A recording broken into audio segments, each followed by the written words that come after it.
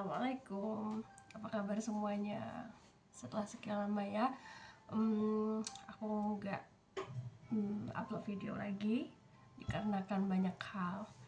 Ya, pastinya banyak lah ya yang telah terjadi di beberapa waktu lalu, baik itu di dunia aku sendiri ataupun di lingkunganku dan juga di sekitar.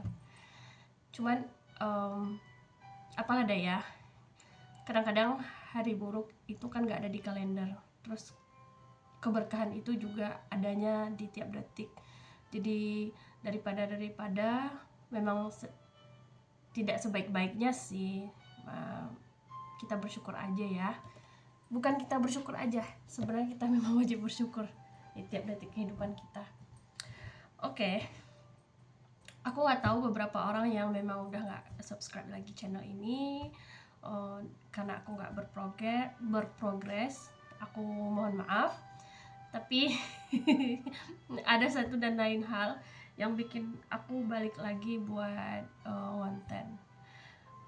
Yang pastinya salah satu alasan utamanya adalah karena memang aku membutuhkan ruang untuk ngomong gitu, bukan untuk sesuatu yang sifatnya akademisi atau keilmuan ya. Kalau berbicara masalah politik, jurnal, scholar, kayaknya butuh effort yang banyak. Dan sebenarnya yang aku butuh, yang aku tahu itu adalah aku cuman pengen nge-spam aja, buat ya normalnya perempuan lah ya, ngeluarin kata-kata itu. Hanya saja ada banyak hal yang tidak bisa dibagi gitu. Jadi pada kali ini aku tuh mau nge-share satu hal, satu momen, dan ini tuh sebenarnya udah berjalan lama banget, yaitu aku sendiri nggak tahu apa bilang, tapi ini mungkin berhubungan dengan intuisi ya. Nah, aku nggak tahu ya, mungkin teman-teman di luar sana juga pernah ngerasain ini. Beberapa kali itu ketika aku ingin sesuatu, aku ingin pergi ke suatu tempat, kayak misalkan ada hal itu tuh yang memang nggak baik gitu, dan aku kayak diselamatin dari banyak hal. Jadi jadi kemarin itu aku udah sebenarnya aku udah pesan tiket buat pulang gitu, tapi tiba-tiba aku dapat info bahwa harus ngelakuin sidang, harus ngikutin sidang di akhir Desember. Jadi otomatis rencananya aku mau cancel tiketnya, tapi setelah itu aku nggak tahu kenapa, bukan, sebenarnya aku mau nge-shift hari aja, nge-shift tanggal, tapi aku nggak tahu kenapa 2 hari 3 hari setelah itu aku dapat kabar tuh kalau Aceh nggak baik-baik aja. Nah itu. Terus yang kedua, aku ingat banget di bulan berapa itu, bulan Agustus lalu kan terjadi demo besar-besaran di Indonesia. Bulan sebelumnya, bulan 6 ya, sekitar bulan 6 atau bulan 7. Nah itu juga sedang konfrontasi antara Israel sama Iran. Nah apa sih hubungannya sama aku? Salah satu pamanku itu tuh nelpon ke aku gitu, nggak tahu, nggak ada angin, nggak ada apa, kayak dia pengen nelpon aja. Terus aku bilang, karena beliau juga sakit, aku bilang nggak usah dulu ya, buka-buka media, buka-buka ini, buka-buka itu, fokus sama pengobatan di rumah aja. Usahakan makan sesuatu yang dari yang dari bumi langsung, nggak usah diolah gitu. Terus diolahnya banyak gitu ya. Terus aku nggak tahu kenapa, terus aku nggak spill aja, kayaknya ini bakal besar, aku bilang sesuatu, mungkin kayak sejenis kebakaran atau pandemi atau apa. Terus aku bilang, paman hati-hati ya, jangan terlalu berpikiran, aku bilang. Terus ya udah gitu aja. Cuman di saat itu tuh aku sempat kayak ini sih, bukan nge-flash, kayak dikasih puzzle gitu. Aku tuh yang nggak tahu, kayak gedung-gedung kebakaran, apinya menyala besar, dan itu tuh kayak flash. Aku nggak kenal tempatnya, pertama aku nggak kenal tempatnya, dan suasananya itu tuh nggak siang tapi malam gitu, dimana ada orang banyak banget, tapi aku nggak tahu ini apa, ada api banyak segala macam.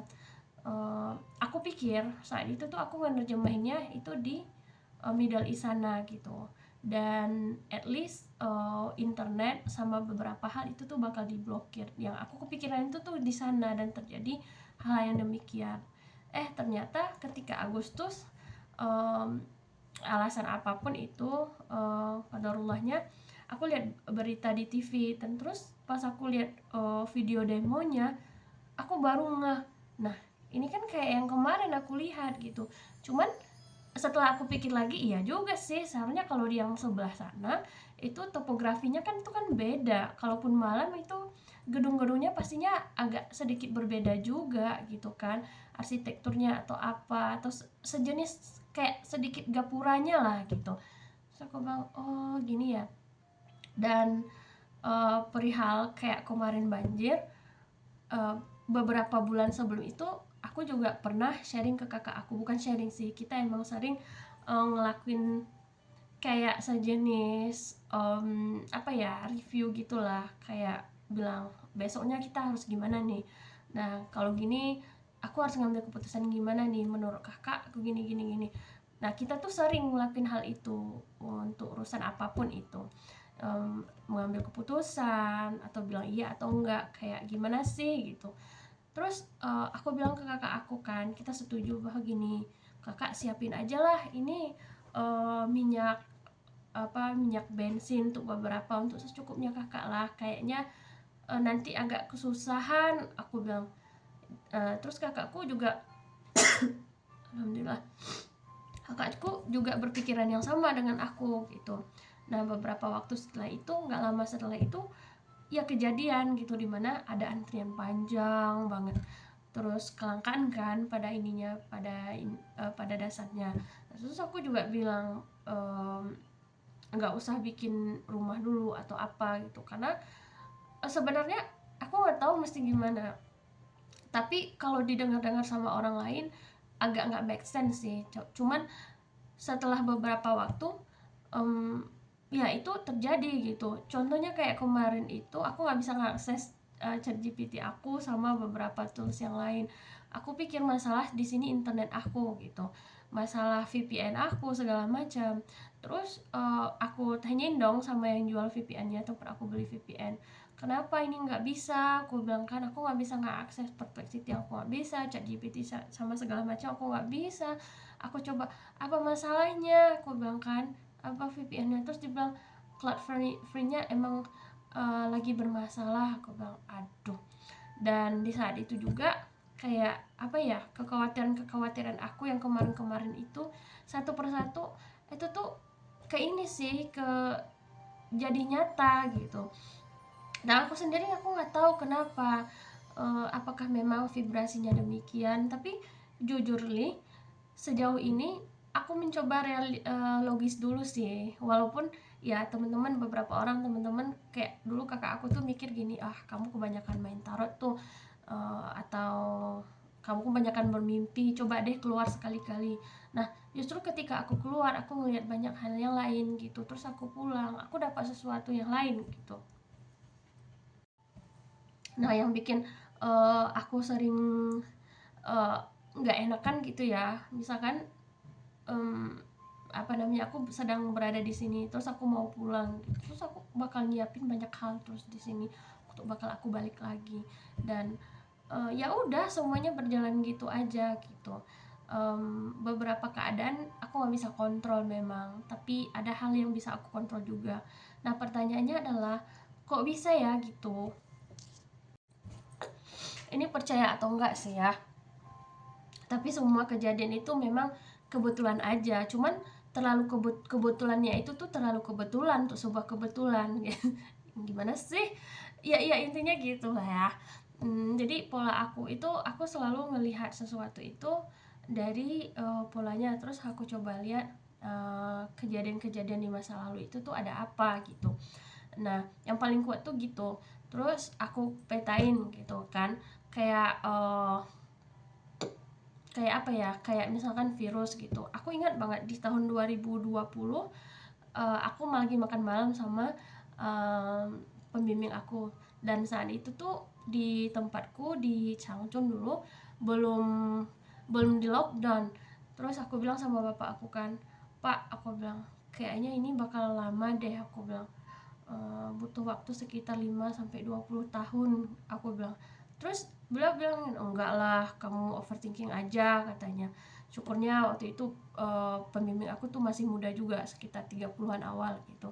Terus enggak, semuanya bakal baik-baik aja kok. Dan iya benar, dan itu tuh lebih bayangin aja, kejadian itu tuh COVID-19 di 2020, dari sekarang tuh 2025. Perbatasan itu tuh kebuka di 2023. Aku bilang gini, mungkin untuk Cina agak lebih mudah gitu ya untuk recovery, tapi untuk whole the world gitu aku bilang kayaknya agak lama, aku bilang. Dan ya sampai sekarang pun kan kita masih lihat banyak analisa-analisa terkait setelah dunia pasca COVID-19 atau segala macam. Dan yang lebih parahnya sekarang ini adalah climate change ya, sama environment issue yang begitu. Nah, aku nggak tahu kenapa, sama seperti misalkan apa ilmuwan-ilmuwan yang lain, mungkin ilmu sosial maksudku. Ketika aku baca, kayaknya polanya itu tuh sama sih tantangannya buat kita tahun ini, di tahun-tahun ke depan. Jadi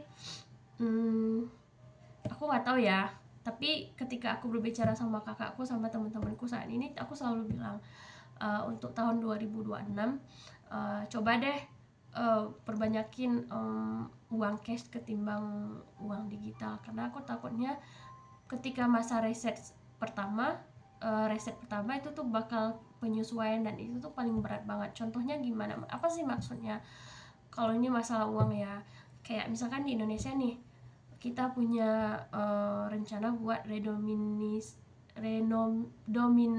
nominalisasi, kayak dari 100.000 menjadi 10 gitu atau apa. Dan setidaknya untuk awal-awal itu tuh bakal ada shakingnya, penyesuaian gitu.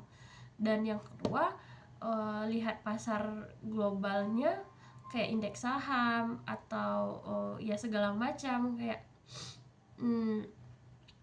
itu tuh emang arahnya itu tuh nggak jelas lagi kemana gitu. Dan ketika mereka pengen ngeriset ulang di tahun 2026, dan kayaknya itu pasti sih ya, aku nggak bisa ngejelasin di sini karena pertama aku bukan ahli ekonomi, yang kedua aku tahu sistemnya tapi dijelasin, tapi aku bingung ngejelasinnya gimana gitu. Tapi yang pasti aku tangkap gini, bakal terjadi riset besar, di restart ulang gitu ya. Gimana pun sistemnya ya itu tuh bakal agak sedikit nge-shaking gitu.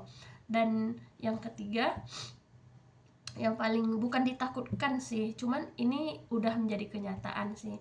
Jadi ada banyak hal itu yang kita menggantungkan ke AI, dan yang paling penting adalah mempelajari AI-nya gimana.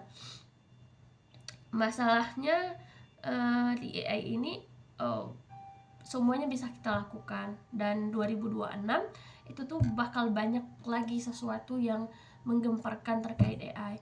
Mungkin banyak keputusan ya seperti yang kita lihat, banyak keputusan yang diambil dari sana, asistensi atau segala macam. Tapi wait. Alhamdulillah. Tapi ada untungnya juga sih, orang-orang yang bisa ngehandle itu mereka tetap bakal eksis. Dan apa namanya, buat kita segala macam semuanya itu bisa dimudahkan. Apa yang kurang di masa-masa itu moral kita, dan apa namanya, menjadi langka itu adalah ketika kita bertatap muka dengan orangnya langsung gitu. Karena ruang permainan kita tuh emang sudah lebih apa ya, sudah lebih canggih gitu ya. Dan akhirnya nanti kita bakal berproses yang diinginkan itu, yang tinggal adalah yang dibutuhkan adalah sesuatu yang sifatnya klasik, asli gitu, bukan rekayasa. Jadi begitu ya. Kadang apa namanya, polanya itu kita berbicara tentang 2026. Dan kembali lagi, kalau ke aku, kadang-kadang juga aku tuh sering mimpi yang aneh-aneh, yang kayak gimana ya, mungkin itu refleksi dari alam bawah sadar aku, bukan pertanda, bukan, cuma itu refleksi. Dan ketika otakku sedang menjaga, bekerja untuk menyaring apa memori-memori yang masih aku butuhkan dan yang apa yang gak aku butuhin lagi gitu. Dan kadang-kadang aku kepikiran gini sih, aku coba meditasi, dan di dalam meditasi aku punya dunia lain gitu. Ternyata itu tuh nggak bagus juga. Dan aku hentiin beberapa waktu, terus nanti aku lanjut lagi sekitar 15-20 menit itu cukup. Cuman itu tadi, sebenarnya aku nggak tahu mesti bilang gimana. Yang namanya intuisi itu dia tetap berkembangnya dari mana? Dari logika kita yang selalu diasah, dari pembelajaran yang kita dapatkan, dan dari juga pengalaman-pengalaman itu akan mempertajam. Nah, masalahnya di sini adalah bukan masalahnya sih, semuanya itu tuh digunain buat apa gitu kan. Kadang-kadang aku merasa takut atau parnoan sendiri gitu ketika melihat apa namanya, mengetahui gitu kan, kayak ya udah, kayak hari ini oh kita tahu duluan, tapi nggak bisa diungkapin gitu. Tapi nggak juga gitu sih, beberapa orang yang teman-teman dekatku mereka juga paham dan wanti-wanti. ke Kemungkinan besar, bukan kemungkinan besar, beberapa kali itu kayak teman-temanku tuh datang gini, iya ya yang kamu bilang kemarin kejadian di aku, seandainya aja aku nggak ini. Aku nggak tahu sih, ketika ngelihat orang, walaupun aku nggak tahu dia itu dari mana, asalnya dari mana, keturunannya gimana, cuman kayak aku tuh punya feeling, oh ini orang harus hati-hati, oh ini orang tuh boleh dideketin, oh ini orang bawaannya tuh bikin nyaman, oh ini orang segala macam, oh ini orang walaupun dia baik sebenarnya dia manipulasi. Kerasa aja. Dan itu tuh kadang-kadang bukan anugerah ya, tapi mungkin kutukan juga bukan, tapi mungkin kayak apa ya, aku nggak tahu mendefinisikannya apa. Tapi yang jelas selama beberapa tahun terakhir aku lebih banyak nulis apa namanya, untuk diri sendiri, sama lebih banyak membaca juga, mendengarkan. Dan itu sangat, aku nggak tahu mesti jelasinnya lagi gimana. Kalau dibilang nggak berguna, berguna banget, tapi kadang-kadang aku juga bikin aku tuh overthinking di banyak waktu. Dan untuk teman-teman yang udah ngedengerin aku, kayak keluarga aku, teman-teman aku yang udah ngedengerin aku sangat bersyukur aku punya mereka, walaupun nggak semuanya aku bisa bagi gitu. Bahkan hal-hal terdalam, terburuk pun aku nggak tahu, mesti sampai sekarang ada banyak hal yang aku nggak bisa sharing ke siapa-siapa. Dan kalaupun aku sharing itu terdengar konyol gitu ya. Ya gitulah, sampai saat ini. Kemarin aku waktu dengar kabar di Aceh, dan aku nggak bisa menghubungi keluarga aku selama 3 hari gitu ya, teman-teman juga ada beberapa orang yang masih hilang. Aku nggak kaget sih, cuman geram aja. Karena kenapa? Aku udah berpikir tentang hal itu ketika aku masih SD sebenarnya. Ketika aku melihat harimau, aku melihat gajah, aku melihat air yang besar, oh ini gitu ya. Tapi ya udah gitu aja. Mungkin itu terlalu jauh ya. Cuman yang kayak kemarin yang di Agustus, Juni sama Agustus itu tuh nyata banget. Tiba-tiba aja aku lagi siap sholat, aku istirahat sebentar, dan terus aku dapat yang kayak beberapa potongan-potongan gambar. Itu tuh bikin pertanyaan, membuat aku ada pertanyaan ya sama diri sendiri, sebenarnya ini apa sih gitu ya. Karena seingatku yang model begituan aku tuh dapatnya ketika aku waktu masih pemulihan dulu, waktu aku sering harus beberapa kali naik ruqyah gitu. Jadi ada beberapa yang dijelasin kalau sosok yang sama aku itu, yang dimasukin ke aku itu berasal jauh dari zamannya Nabi gitu. Dan di situ aku memang melihat beberapa relief dan pasar pada kayak zamannya lah, dan itu orang berseragam, dimana baju-baju orang itu tuh kayak terbuat dari serat-serat apa gitu. Dan ya udah gitu, dia dijual, namanya itu tuh Frena gitu. Dialeknya itu seingat aku kayak bangsa Parsi gitu ya, bukan bangsa Parsi tapi bangsa Romawi. Dan dia nggak fasih berbahasa Indonesia. Ketika aku di Rukiah, aku nggak tahu dari mana memori-memori itu datang. Ya pasti kalau kalian nggak percaya sama hal begituan ya nggak apa-apa juga, mungkin itu adalah refleksi dari otakku sendiri. Cuman buat kalian yang paham, yang mengerti namanya spiritual, dan pernah ngerasain ya apa yang aku rasain, mungkin kalian lebih relate. Jadi itu ya. Oke, makasih ya udah stay di sini. Hmm, Makasih banget buat teman-teman yang masih ada, dan mudah-mudahan aku bisa sharing tetap continue ya, karena keadaanku sekarang jauh lebih baik sih, dan aku berharap di hari-hari kedepannya lebih banyak berkah yang aku bisa sharing gitu. Semoga kita semua dalam lindungannya maksudnya, dan semoga dipenuhi keberkahan, apalagi ini di akhir tahun. Dan teman-teman tetap jaga kesehatan ya.